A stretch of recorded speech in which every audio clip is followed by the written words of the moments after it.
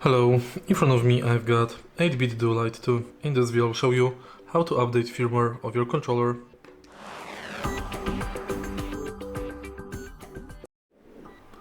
In the beginning, let's enter support 8bitdo.com, find Bluetooth controllers and select Lite 2. Select firmware updater, download it for Windows or Mac, open it,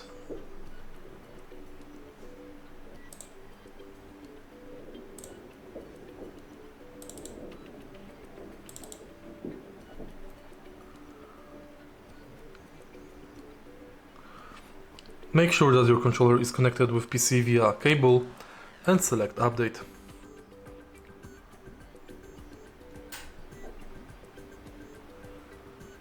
If you find this video helpful, please leave like, comment and subscribe.